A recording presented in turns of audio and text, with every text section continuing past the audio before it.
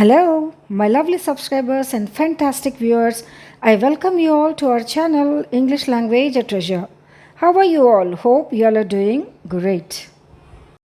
Last వీడియోలో to be అనే infinitive వర్బ్ని ఏ రకంగా డైరెక్ట్గా సెంటెన్సెస్లో ఉపయోగించవచ్చు అని కొన్ని సందర్భాలను కొన్ని సిచ్యుయేషన్స్లో వాడడాన్ని చూసాం. ఈ వీడియోలో ఇంకా కొన్ని ఉపయోగాలు చూద్దాం.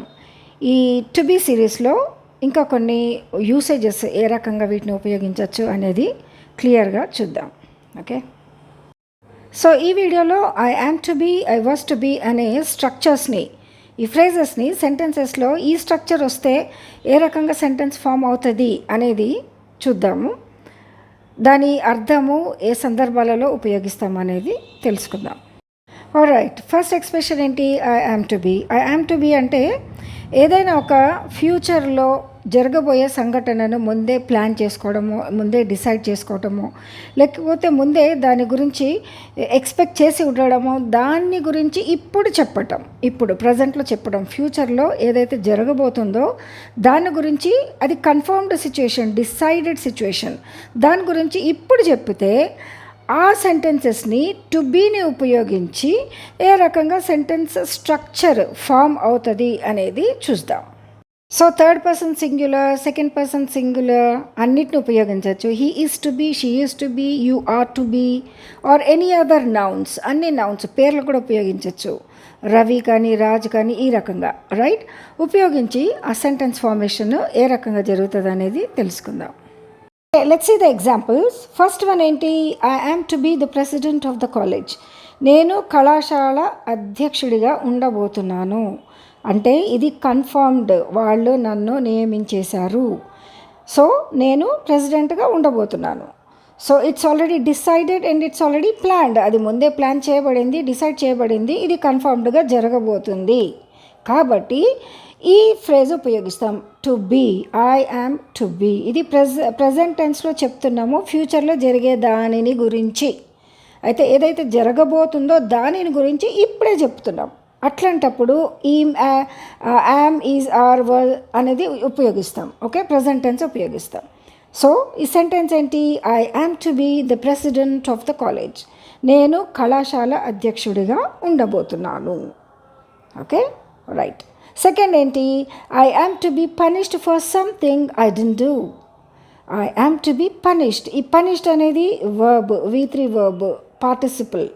ఓకే, ఫర్ సంథింగ్, ఏదైతే నేను చేయలేదో దానికోసము శిక్షించబడవలసి ఉంది. అంటే వాళ్ళు డిసైడ్ చేసేసుకున్నారు, నేను చేయని దానికి అంటే ఏదో పనికి శిక్షింపబడవలసి ఉంది, అంటే శిక్షించబడబోతున్నాను అని అర్థం. అంటే వాళ్ళు ఆల్రెడీ డిసైడ్ చేసుకున్నారు, అది జరగబోతుంది ఫ్యూచర్లో అని ఇప్పుడు చెప్పటం. అంటే ఇప్పుడు తెలుసు మనకు ఫ్యూచర్లో అదేం జరగబోతుంది అనేది. సో ఆ జరగబోయే దాని గురించి ఇప్పుడు చెప్పటం. సో అట్లాంటి సిచ్యుయేషన్స్లో టు బీ అని ఉపయోగించడం అనేది జరుగుతుంది. టు బీ తర్వాత నౌన్ రావచ్చు, అడ్జెక్టివ్ రావచ్చు, V3 వర్బ్ రావచ్చు, అడ్వర్బ్ కూడా రావచ్చు. Okay, right. Okay, third example చూస్తే, he is to be honoured at the award ceremony tonight. He is to be. I am to be, you are to be, he is to be, she is to be, they are to be ఏదైనా ఉపయోగించవచ్చు. కానీ is to be present tense, ఫ్యూచర్లో జరగబోయే సంగతి చెప్తున్నాం కాబట్టి is to be అనేది ఖచ్చితంగా ఉపయోగించటం జరుగుతుంది. Okay, he is to be honoured, honoured at the award ceremony tonight. అంటే ఈరోజు రాత్రి అవార్డు సెరమనీలో అతనికి సన్మానం జరగవలసి ఉంది. అంటే ఏంటి? ఈ సన్మానం జరగాలి అనేది already decided, planned and confirmed. Okay, so ఈరోజు అవార్డు సెరమనీలో రాత్రి అతనికి సన్మానం జరగబోతుంది అన్నమాట అర్థం. ఓకే, జరగవలసి ఉంది లేకపోతే జరగబోతుంది అంటే రెండిటికి అర్థం సేమే వస్తుంది. Right. Okay, okay, next example చూస్తే, My sister is to be married next month. My sister is to be married. Is to be married అనేది కావాల్సి ఉంది, పెళ్ళి కావాల్సి ఉంది అనేదానికి మీనింగ్. అయితే వచ్చే నెల మా అక్క పెళ్ళి కావాల్సి ఉంది. ఎందుకు? ఇది already planned, decided and expect చేస్తున్నాం నెక్స్ట్ మంత్ పెళ్ళి అవుతుంది అని. సో కాబోతుంది యాక్చువల్లీ. ఓకే, ఇది డిసైడ్ అయిపోయింది, నెక్స్ట్ మంత్ ఖచ్చితంగా పెళ్లి చేయాలి అనేది డిసైడ్ అయిపోయింది, ప్లాన్ చేసేసుకున్నారు. సో అది వచ్చే నెల జరగబోతుంది కాబట్టి దాని గురించి ఇప్పుడు చెప్పేయటం, వచ్చే నెల ఏం చేయబోతున్నాము అనేది ఇప్పుడు చెప్పటం. సో అట్లాంటి సిచ్యువేషన్స్లో, ఆ సందర్భాలలో ఈజ్ టు బీ అనే ఎక్స్ప్రెషన్ ఉపయోగించబడుతుంది. సో ఇక్కడ మ్యారీడ్ అని ఉపయోగించబడింది, అదేంటి V3 verb. Okay, so she is to be, my sister is to be married next month అంటే జరగబోయే దాని గురించి ఇప్పుడు ప్రజెంట్లో చెప్పటం అనేది ఆ సందర్భాల్లో ఈజ్ టు బీ అని ఉపయోగించడం జరుగుతుంది. రైట్. అయితే ఇవే సేమ్ సెంటెన్సెస్ని వర్స్ టు బీ అని ఎక్స్ప్రెషన్ స్ట్రక్చర్ని ఉపయోగించి సెంటెన్స్ ఫార్మేషన్ చేస్తే దాని మీనింగ్, ఆ సెంటెన్సెస్ ఎట్లా మారుతాయి అనేది చూద్దాం.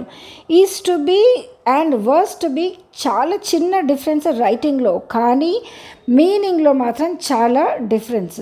Okay, right. Was to be అని ఉపయోగిస్తే ఏ రకంగా ఇవే సెంటెన్సెస్ ఏ రకంగా మారుతాయి అనేది చూద్దాం. Okay, the first sentence is I was to be the president of the college. I was to be the president of the college. First the సెట్లో ఏంటి? ఐ యామ్ టు బీ అంటే నేను ఉండవలసి ఉంది, నేను అవ్వాలి అనేది. ఇక్కడ I was to be the president of the college, నేను కళాశాల అధ్యక్షునిగా ఉండవలసి ఉండింది కానీ ఉండలేకపోయాను. ఎప్పుడు? గతంలో, ఇది జరిగిపోయిన దాని గురించి చెప్పే సిచ్యుయేషన్. వాస్ టు బీ ఎప్పుడు ఉపయోగిస్తామంటే పాస్ట్ టెన్స్లో జరిగిన దాని గురించి ఇప్పుడు చెప్పటం. ఓకే, పాస్ట్ టెన్స్లో ఏదైతే జరగాల్సి ఉండిందో అది జరగలేదో ఆ సంగతి గురించి ఇప్పుడు ప్రజెంట్లో మాట్లాడినప్పుడు ఈ రకమైన సెంటెన్స్ ఫార్మేషన్ అనేది జరుగుతుంది. So I was to be the president of the college, నేను కళాశాలకి అధ్యక్షుడిగా నియమించబడవలసింది, లేకపోతే ఉండవలసి ఉండింది కానీ ఉండలేదు, అవ్వలేకపోయాను. రైట్.